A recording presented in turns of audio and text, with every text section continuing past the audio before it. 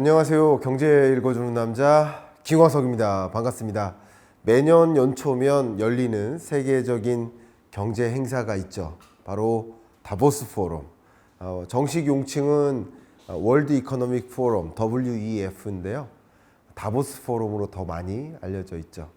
이 다보스 포럼에서 세계 주요 경제학자들이 모여서 세계 경제가 2023년도 어려웠는데 24년에는 좀 더 어려워질 것이다 라는 경고의 메시지를 던지고 있는데요. 그 내용이 무엇인지 저랑 한번 들어가 볼 필요가 있지 않을까 생각이 됩니다.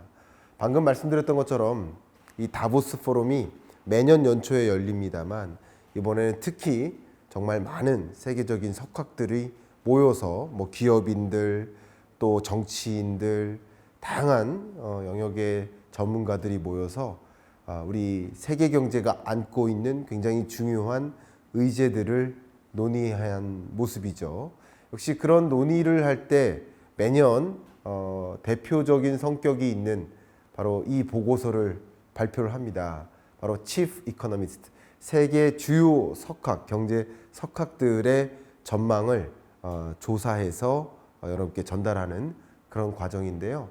이 보고서에 담겨 있는 메시지들을 여러분께 좀 일목요연하게 전달해 볼까 하는 마음으로 본 영상을 준비했습니다.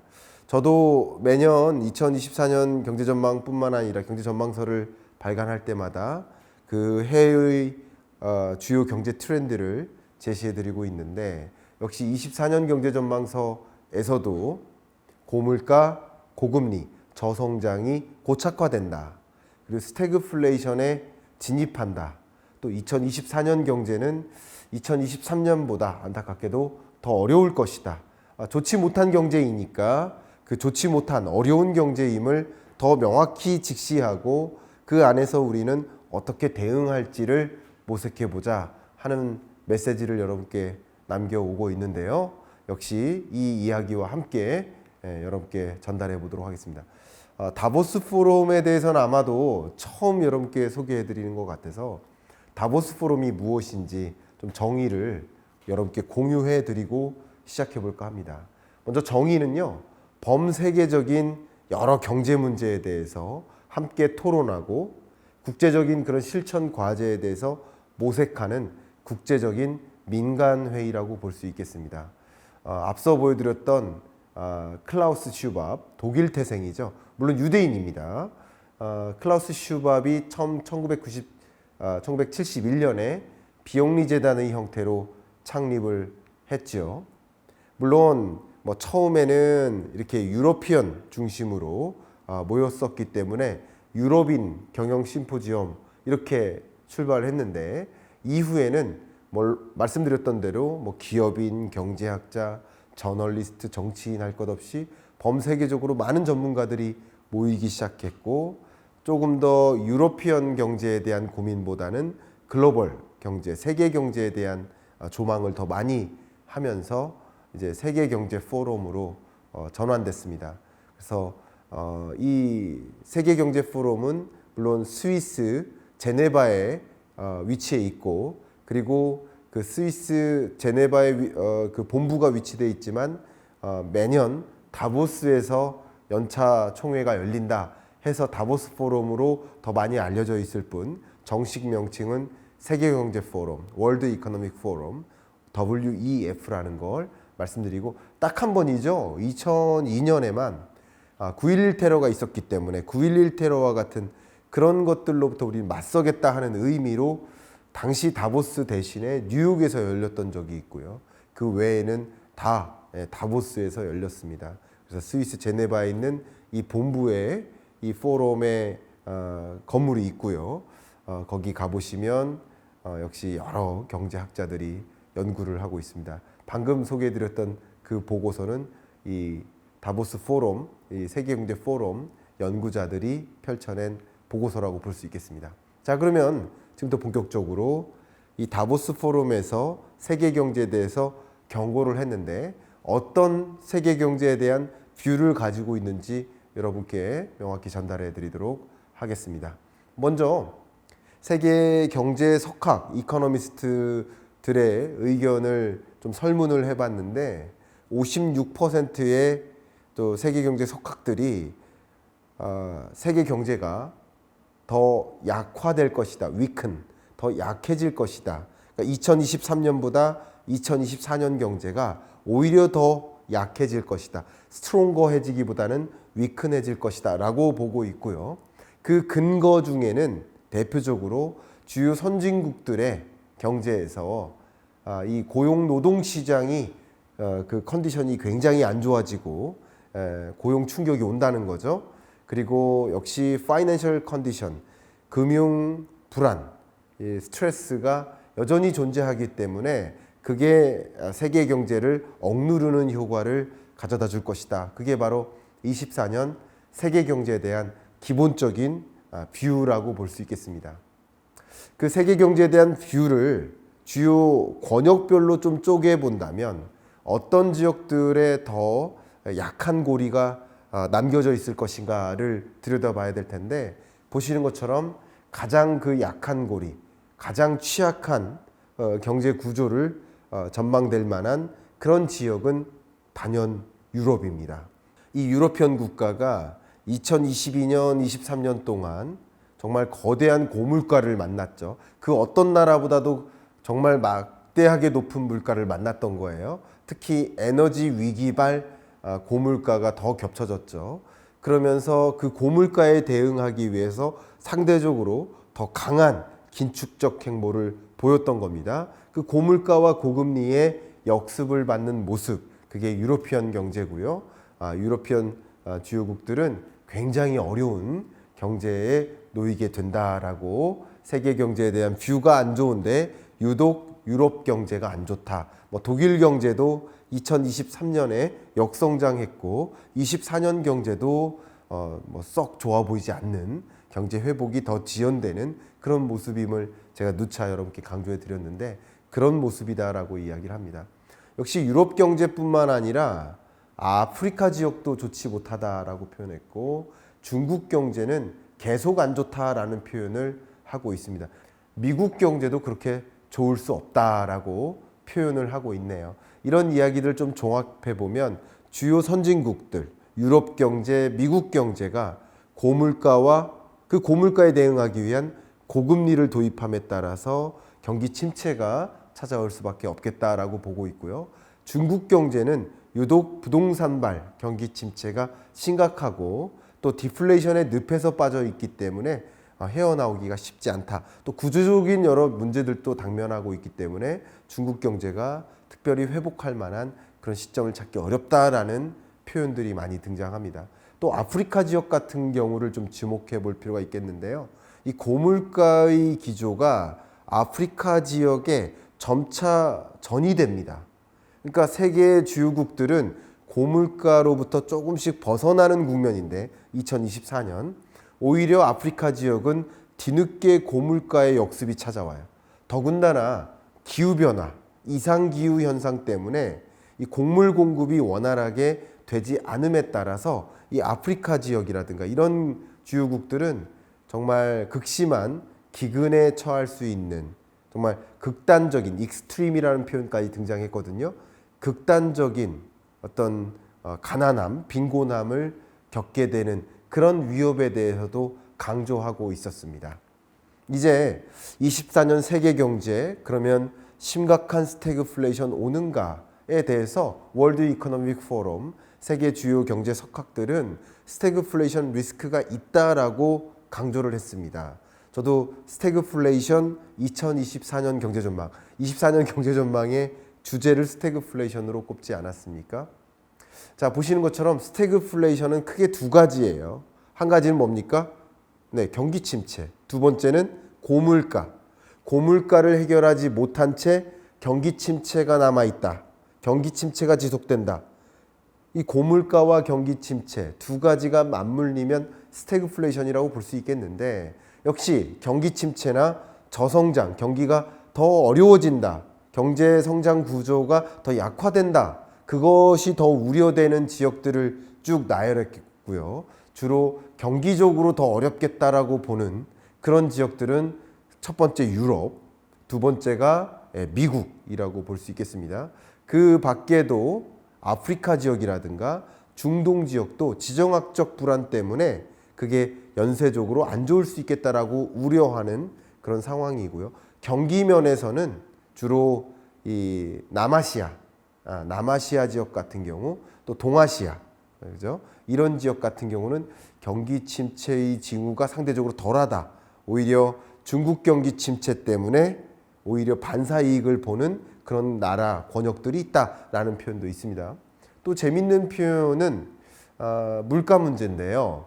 물가에 대한 우려도 여전히 상존한다라고 했는데, 상대적으로 미국이나 유러피언 국가들은 그 고물가의 압력을 좀 덜 걱정하는 그런 지역이라고 볼 수 있어요. 상대적으로 말이죠. 그런데 오히려 뒤늦게 이 라틴 아메리카 지역이라든가 혹은 중동 지역, 또 아프리카 지역, 이런 지역들의 경우에는 고물가의 어떤 충격이 뒤늦게 찾아온다. 특히 지정학적 불안 때문에 세계가 여러 개로 이제 분절화되면서 공급망 위기, 그리고 공급망 위기는 결국 식량 문제로도 치닫게 되고, 그게 이 스태그플레이션을 가져온다. 그러니까 고물가 그리고 저성장, 이 두 가지 안 좋은 것들이 같이 작용한다라고 보고 있는 그런 권역들입니다. 그게 결국 세계적으로도 경제의 이제 회복을 더디게 만드는, 스태그플레이션의 늪에 빠지게 만드는 그런 어떤 면면들이 가장 우려되는 그 지역들을 이렇게 표현해 본 거라고 볼 수 있겠습니다. 특히 인플레이션에 대한 그 전망, 이 부분이 중요하죠. 앞서 말씀드렸던 것처럼 물론 중국 같은 경우는 디플레이션이 우려되는 상황이고, 24년 연초까지만 해도 계속 중국 경제는 마이너스 물가에서 헤어나오지 못하는 상황이기 때문에 심각한 고물가에 대한 걱정은 없습니다. 근데 중국을 제외한 나머지 국가들의 경우에는 이 고물가에 대한 우려 굉장히 높죠. 이 파랑색 하늘색이 굉장히 많은 비중을 차지하죠. 가장 많은 비중을 차지하는 그런 지역이 아프리카 지역이라든가 보시는 것처럼 중동 지역, 그 밖에 아시아 지역, 이런 지역 같은 경우는 굉장히 심각한 생활비 위기가 온다라는 거죠. 그런 관점에서 이 고물가로부터의 역습도 상당히 세계 경제의 회복을 더디게 만드는, 왜냐하면 고물가 상황이면 경기를 또 진작시키기 위해서 경기 부양책을 집중할 수가 없는 거예요. 고물가라는 숙제가 있기 때문에 경기 부양에만 집중할 수가 없고, 상대적으로 고금리를 도입해야 되고, 또 재정정책도 긴축적으로 편성할 수밖에 없기 때문에 이 고물가 압력은 그것 자체로서도 특히 취약계층, 저소득층에게 굉장히 어려운, 힘든, 어쩌면 삶의 질을 떨어뜨릴 만큼의 충격을 가져다 주는 성격이지만, 더군다나 이 고물가가 존재하는 한 고물가를 해결하기 위해서 적극적으로 경기 부양을 하기가 어렵다는 거죠. 왜냐하면 경기 부양책은, 금리 인하라든가 확장적 재정 정책은 오히려 물가를 더 끌어올리는 역할을 하기 때문에 이런 것들을 균형을 이루기가 쉽지 않다라는 그런 표현들도 굉장히 많이 존재했습니다. 자, 이제 제가 앞서 말씀드렸던 지경학적 분절화, 이 단어를 꺼내 들고 설명을 드려야 될 것 같습니다. 세계가 마치 산산조각 난다. 세계가 다 따로따로 논다. 글로벌라이제이션, 글로벌화가 아니라 분절화, 프래그멘테이션. 지금 지경학적이라는 단어를 썼는데요. 어쩌면 지오그래피컬한, 그러니까 지정학적인 문제와 또 거기에 경제적인 문제까지 같이 맞물린 지경학적인 분절화, 세계가 따로따로 논다라는 것인데, 이 지경학적 분절화에 대해서 69%가 그 지경학적 분절화의 국면이 더 가속화될 것을 우려하고 있는 상황입니다. 그러면 지경학적 분절화가 전개되면 당연히 글로벌 이코노미 관점에서 볼라톨리티, 뭐예요? 변동성이 커지죠. 왜냐하면 뭐 갈등도 있을 수 있고, 전쟁도 있을 수 있고, 뭐 공급망 차단이라든가, 뭐 각종 뭐 공격 혹은 경제 제재 이런 것들을 가할 수 있기 때문에 글로벌 경제가 순탄하게 회복되긴 어렵고 이랬다 저랬다 변동성이 커질 수 있음을 좀 강조합니다. 또 각종 경제 활동이 글로벌화돼요? 아니죠. 로컬라이즈 되는 거죠. 어떤 특정 지역의 자국 혹은 자국의 우방국적 관계에 있는 동맹국적 관계에 있는 그런 권역 내에서만 경제권이 더 공고히 될 수 있겠죠. 그런 것들이 우려되기 때문에 글로벌 트레이드를 제약하는 요인으로 작용할 수 있겠습니다. 역시 이런 여러 가지 요소들은 스탁마켓, 증권 시장에 부정적인 이 볼라톨리티를 변동성을 더 가져다 주니까 그게 또 세계 경제 회복의 걸림돌이 또 될 수 있겠고요.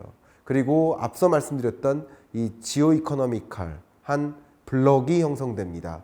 권역이 이쪽 권역, 이쪽 권역. 그러니까 글로벌라이제이션, 지구 하나가 마치 지구촌이 된다 이런 느낌이 아니라 세계가 따로따로 분절화돼서 동맹국끼리의 경제 활동만 강화된다. 경제적인 그런 블록이 형성된다. 이것도 역시 한국 입장에서 저쪽 나라, 저쪽 나라 다국적으로 수출하던 그런 나라가 이제 저쪽 국가에는 수출하기가 어려워져요. 저쪽 국가는 오히려 나한테 공급망을 차단하는 그런 어떤 공격성 횡포를 벌여요. 이런 것들이 경제적으로 순탄하게 연결될 수 없겠다라는 것을 말씀드리고 또 이런 지경학적 분절화의 개념에는 노스, 사우스, 남북 간의 어떤 inequality, 이 소득 불균형 이런 문제도 또 심화되고 이런 것들이 정치적으로도 그러니까 국제 정치적으로도 혹은 지정학적으로도 또 경제 교류 면에서도 상당히 강한 보호무역 조치를 단행하게 되고 서로 간의 글로벌라이제이션의 정도가 약화되는 그런 과정으로 치닫게 된다. 이게 결국 월드 이코노믹 포럼에서 강조한 굉장히 중요한 메시지입니다.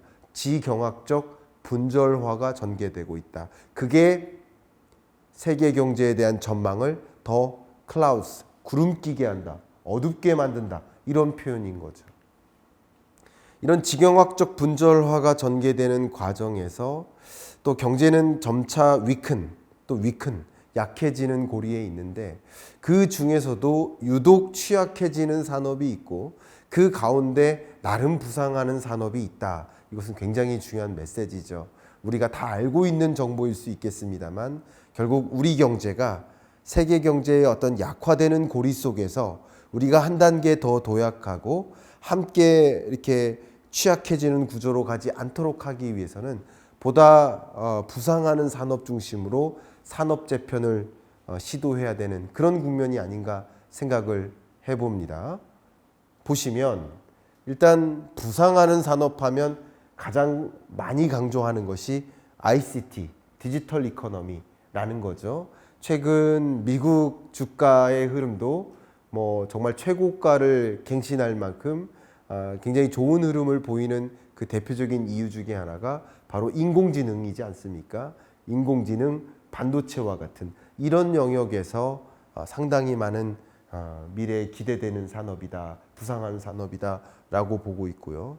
그 밖에도 뭐 메디컬, 헬스케어 영역이라든가 또 로우 카본 에너지, 탄소를 저감하는 재생에너지 이런 영역의 경우에는 향후에도 지속적으로 부상하는 산업일 수 있겠다라고 제시를 했고요. 상대적으로 취약해지는 산업, 그런 산업은 밑에 있죠. 제조업도 결국 제조업의 서비스화되는 서비타이제이션이라고 하죠. 그런 흐름이 또 전개되고 또 전통적인 그런 금융산업, 또 부동산 산업, 그런 산업은 또 취약해지는 구조로 가고 있고 왜냐하면 고금리에서 내려오기가 쉽지 않기 때문이라고 판단하는 것이죠.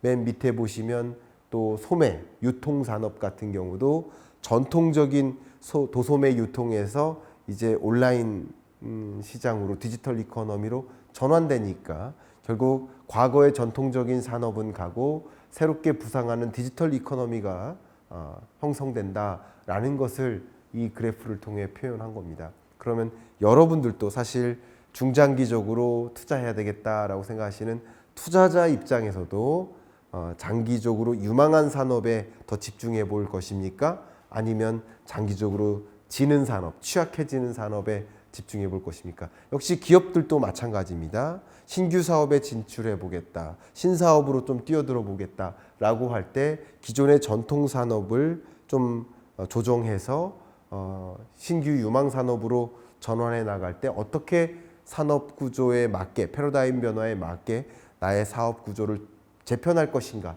이런 것들도 고민해야 될 것이고, 국가 R&D 정책이나 산업 정책도 마찬가지입니다. 미래 유망한 산업들을 중심으로 우리가 필요로 하는 핵심 기반 기술을 확보하고, 그 어떤 국가도 따라올 수 없는 초격차를 누리는 그런 기술 기반을 갖출 때 우리 산업 생태계가 더 경쟁력이 있고, 그럼으로써 우리는 또 이렇게 세계 경제가 억눌리는 구조 속에서 지속 가능한, 지속 성장이 가능한 그런 나라로 계속 발돋움할 수 있지 않겠습니까? 그러니까 가계, 기업, 정부 모두 각자의 자리에서 이렇게 경제가 취약해지는 2023년보다 2024년이 더 어렵고 당분간 여러 경제적으로 회복할 만한 모멘텀을 찾기 어려운 국면에 취약해지는 산업에 더 이렇게 얽매여 있고 부상하는 산업으로 진출을 외면할 경우 우리는 더 취약해질 수 있겠다라는